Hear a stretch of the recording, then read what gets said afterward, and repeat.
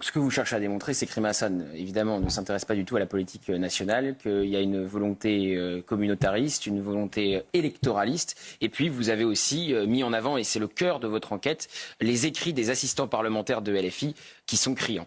Oui, c'est certain, parce que vous savez, les gens, les téléspectateurs ont conscience aujourd'hui que Rima Hassan ne parle essentiellement que du conflit israélo-palestinien. Ils se demandent pourquoi ils ont élu une députée européenne qui parle très peu de la France, mais c'est important de venir avec des faits. Et là-dessus, pour le coup, on a missionné une agence digitale qui a fait une analyse à travers l'intelligence artificielle pour voir un petit peu sur 40 000 tweets. C'est quand même un échantillon qui est très important.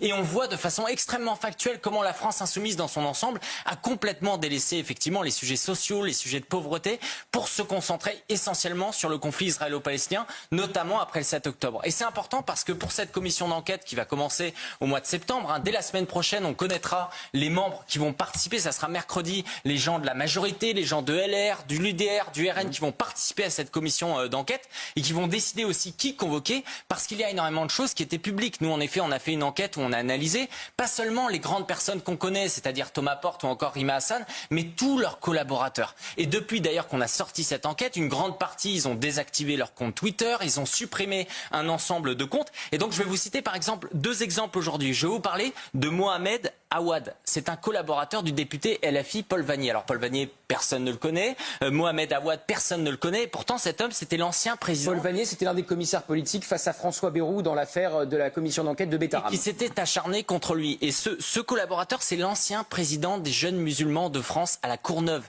Quand on parle du frérisme aujourd'hui, cet homme dirigeait une cellule de jeunes et il est candidat pour les prochaines élections municipales à la Courneuve. Donc il y a tout dedans. Il y a également une personne, Émilie Pomar, qui est collaboratrice de Daniel Obono, et elle, par exemple, elle est membre des Dégommeuses. Les Dégommeuses, c'est une militante active pour le port du hijab. C'est un peu comme les hijabeuses. Et des comme ça, il y en a des dizaines. C'est-à-dire qu'on constate comment, en fait, autour des députés de la France Insoumise, il y a un ensemble de collaborateurs qui, très clairement, le jour du 7 octobre, certains l'ont fait, par exemple, c'est Lamine Benhamma, qui est l'ex-assistant de Sébastien Delogu, qui disait gloire au peuple palestinien le 7 octobre.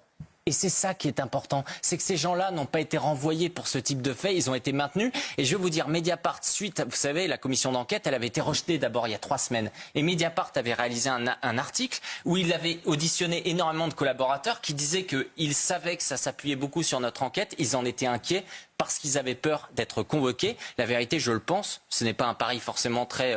je ne risque pas de me tromper. Je pense qu'ils seront convoqués à la rentrée de septembre, mais ils seront obligés d'y répondre parce qu'ils ne sont pas élus, donc ils ne peuvent pas se protéger derrière ce statut de parlementaire pour refuser le